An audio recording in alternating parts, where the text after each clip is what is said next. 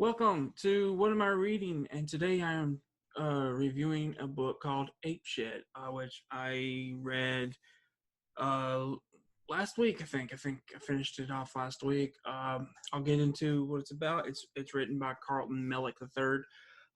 He wrote this interesting story uh, out in the wilderness, right? And well, quite honestly, it was very bizarre.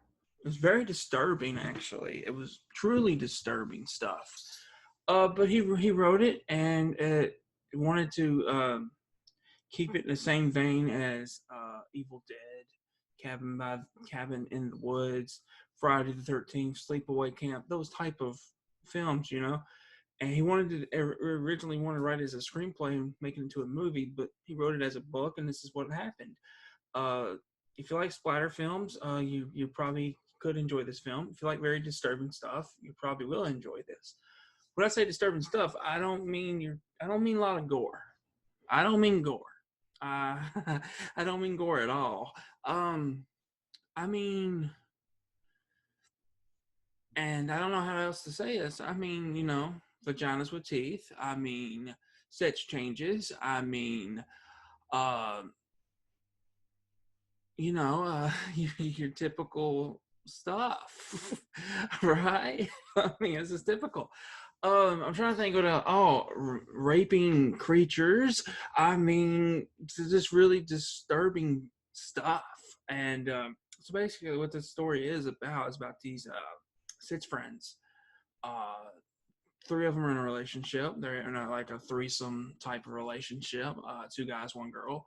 Uh, the other girl's pregnant by her uh, brother. Very uncomfortable stuff here. Yeah, it's very uncomfortable. It was very uncomfortable reading it. I just a lot of uncomfortable stuff.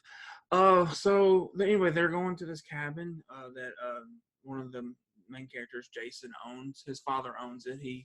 An interesting story. Like you find out later that his brother actually went missing at this place. Why he would want to go back, I do not know.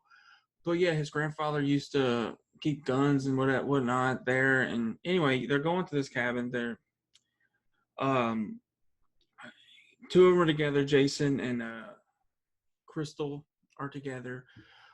Crystal has a thing about abortions, and it's just very disturbing once you get to that part of the book. This is a very disturbing story, and I don't know how else to say that. Explain it to you, really. It's just very disturbing. But once they get there, once these creatures show up, you don't know what they are. They start killing them. There's a lot of gore. Once it gets to that point, it's actually fascinating because you've moved past the gross stuff and you're actually getting a slasher type story, and that was very fascinating. And I enjoyed that aspect of this book. I enjoyed it a lot. The stuff that happens before this, I didn't enjoy it at all. I was like, why? Other than to gross people out, why? Other than to shock people, why? So I didn't like it. I don't like to read gross things, I guess. I don't like, to read shock value just for shock value. And I felt like this could have been done, but it was all filler. You get through, I would say 60 to 70% of this book before the creatures actually show up. So I feel like you don't get a good, a story. You don't get a good story here. Not much of a story. You find out about these people, who they are, and honestly, none of them are good. These people aren't good. Stephanie has a crush on Kevin, who's involved with Rick, and I forget her actual name.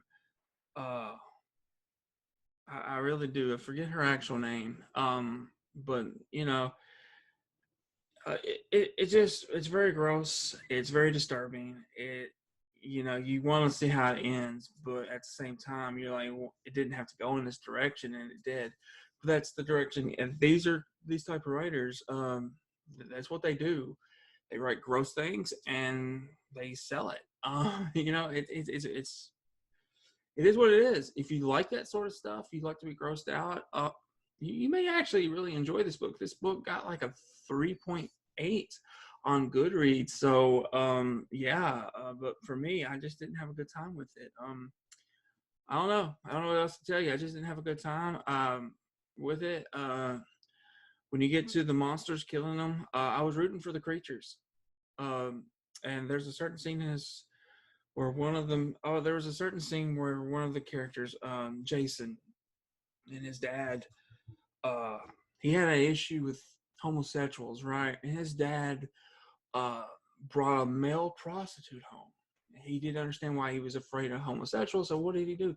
They basically both had sex with the prostitute, and later on in the book, he is raping this creature, and it is very disturbing stuff. That's all I will say. It's very disturbing.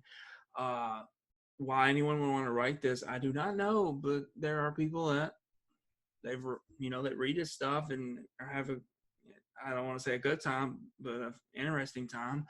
Uh, he makes more books, so he writes more books. So I mean, he's selling them, and I'm just not a fan of this type of material. That's all I'll say about that. We have another book by he's written about zombies. It's called Zombies and Shit. I actually read the back of it, and it sounds interesting.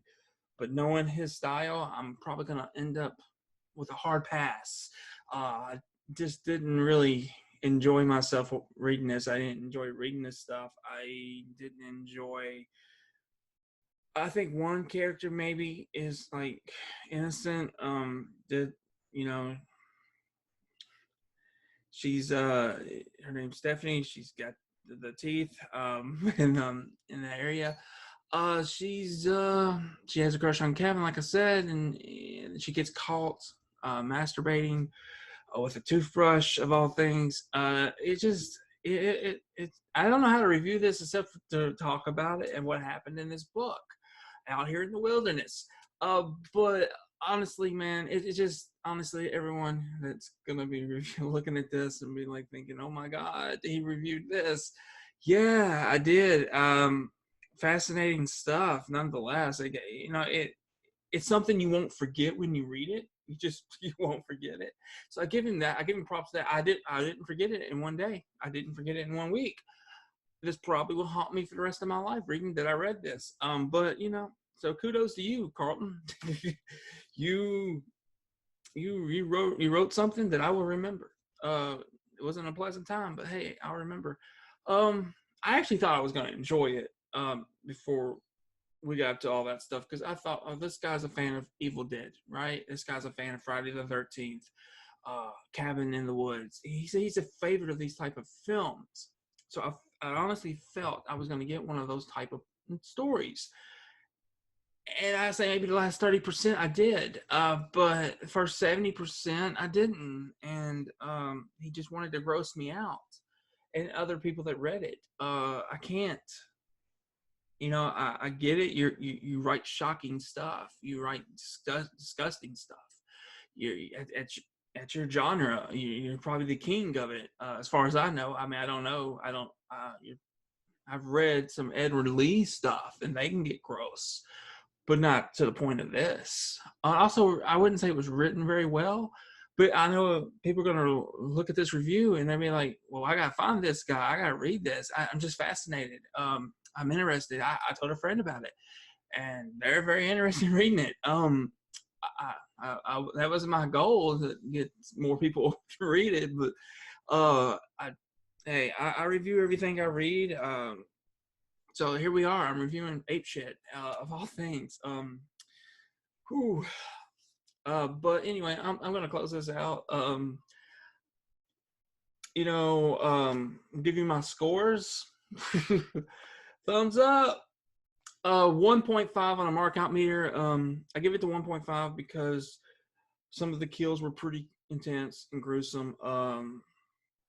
Especially when the creatures died, they were very intense and gruesome. But also the twist ending at the end, I'm not gonna give it away, but I did like that aspect to it. Um, I also like the aspect of the main character, which I cannot think of her name. Kind of the final girl, but kind of not. Starts with M. I want to, for some whatever reason, I want to say Mackenzie, but I know that's not it. But it has a really long, weird name. She was fighting off of Crystal because Crystal just went completely insane. Her and Jason just go completely insane towards the end of this book. Um, and I mean, it's madness. It's crazy. You know, secrets are come out about who they really are and what excites them. you know, like I don't know. It's disgusting. It's I don't know. People crazy. They's crazy, But anyway, I give it 1.5. What I'm reading currently, because I felt I needed to read something normal.